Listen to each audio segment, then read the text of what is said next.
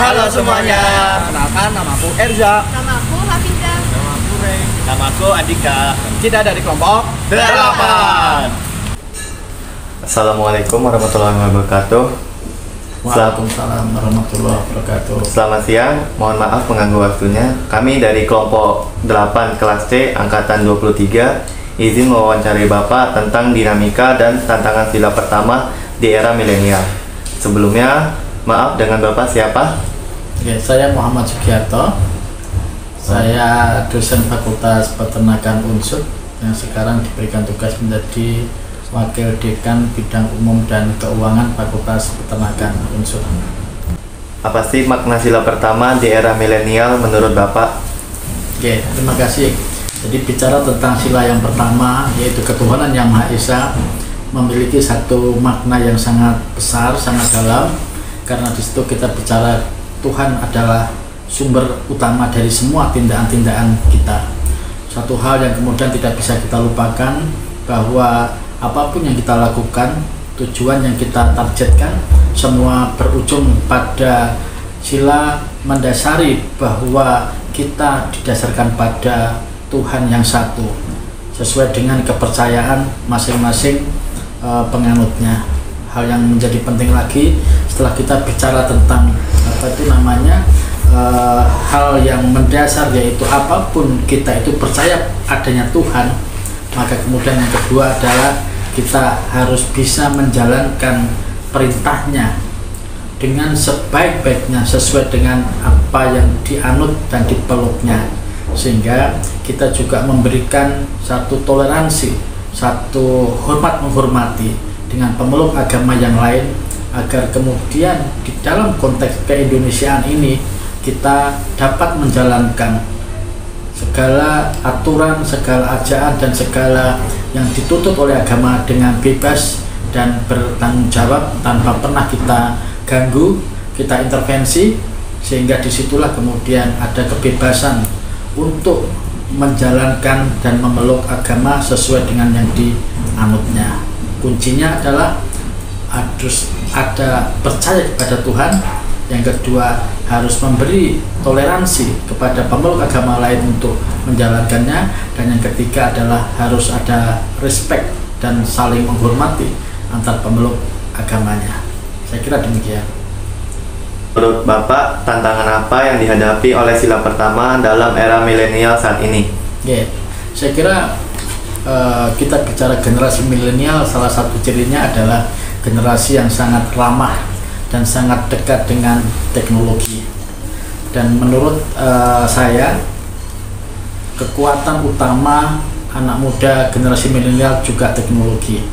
Namun kita jangan berpikir, berharap, dan kemudian menjadikan teknologi itu adalah sebagai Tuhan, sehingga kita tidak ingin ada pergeseran nilai-nilai Tuhan dari Tuhan yang sesungguhnya, dan kemudian menjadikan teknologi itu adalah Tuhan, sehingga kemudian kita mengabaikan tentang keberadaan Tuhan. Yang kedua, tantangan di era generasi milenial ini, bahwa dengan teknologi ini informasi-informasi tentang keagamaan beredar sangat cepat, sehingga hal itu menjadikan generasi milenial harus mampu melakukan selecting dan sharing tentang informasi-informasi yang akurat. Kesalahan dalam menyeleksi dan memasukkan informasi yang tidak akurat akan menjadikan orang itu terkooptasi dengan konflik antar kelompok-kelompok yang ada. Dan oleh karena itu, satu nilai yang penting dari sila pertama selain kita percaya pada Tuhan adalah tentang kerukunan antar umat beragama. Kita berharap bahwa teknologi yang dimiliki anak muda akan mampu mendekatkan antar kelompok masyarakat, bukan sebaliknya menjauhkan antar kelompok masyarakat. Jadi generasi milenial memiliki tantangan mempersatukan umat beragama dan bukan menjauhkan antar umat beragama. Saya kira demikian. Menurut Bapak, solusi apa yang bisa Bapak beli untuk menyelesaikan masalah tadi yang Bapak sebutkan?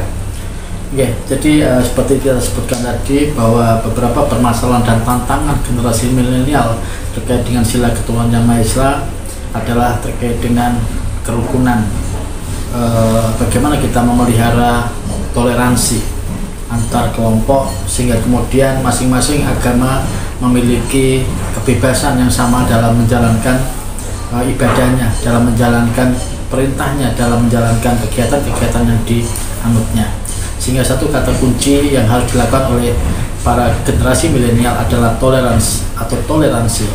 Ketika kita mengatakan toleransi, maka di situ ada respect, ada rasa menghormati, sehingga kemudian kita tidak bisa melakukan dominasi di antara kelompok-kelompok yang ada.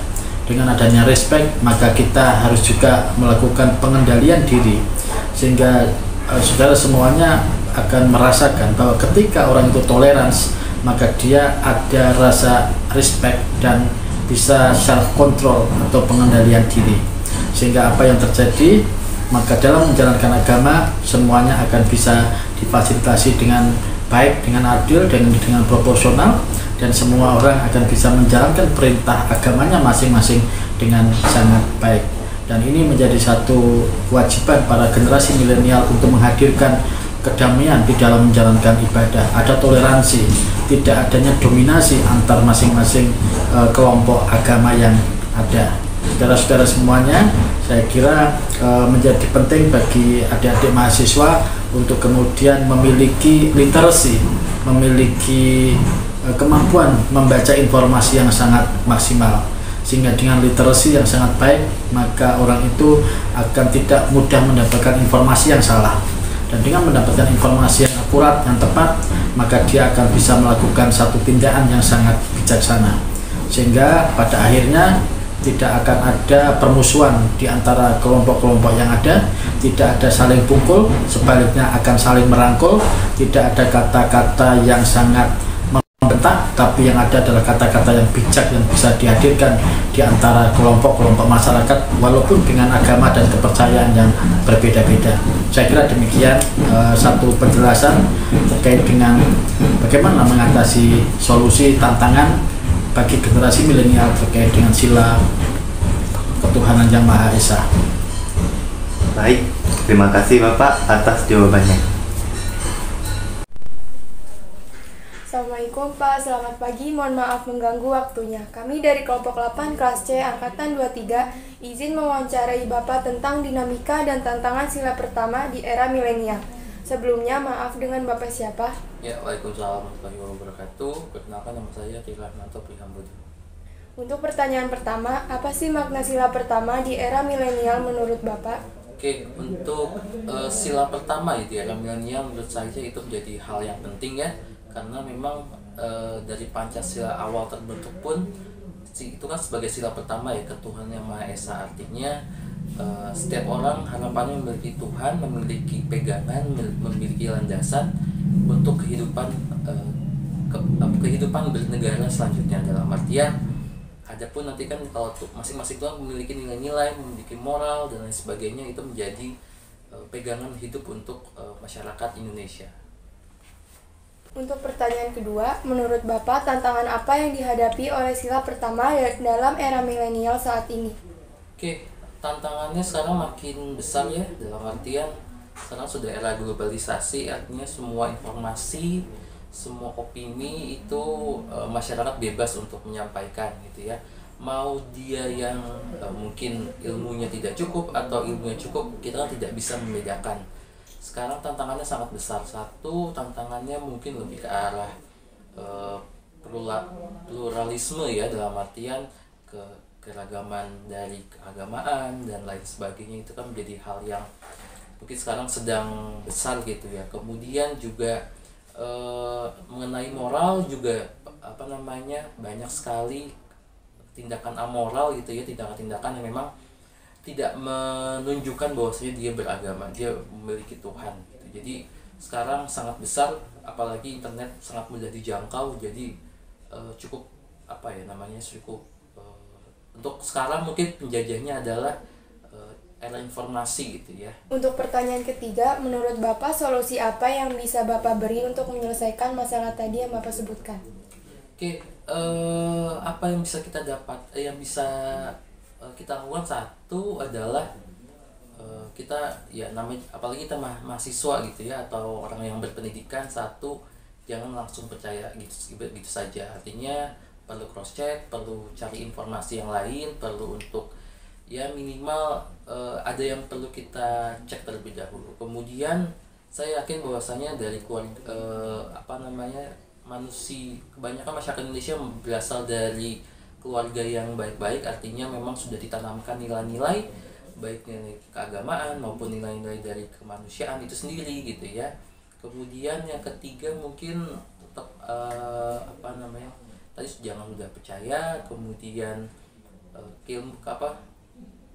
mungkin lebih ke arah peningkatan keagamaannya, dalam artian tadi ya apalagi kalau misalkan Islam berarti kan ada Al-Quran, kemudian kalau mungkin non Islam nanti ada Injil, ada Taurat dan segala macam. Saya yakin bahwasanya meskipun berbeda-beda Tuhan, tapi kan tetap aja mempelajari mengenai nilai dan moral-moral yang penting untuk berkegiatan di bermasyarakat seperti itu. Terima kasih Bapak atas jawabannya. Ya, sama-sama.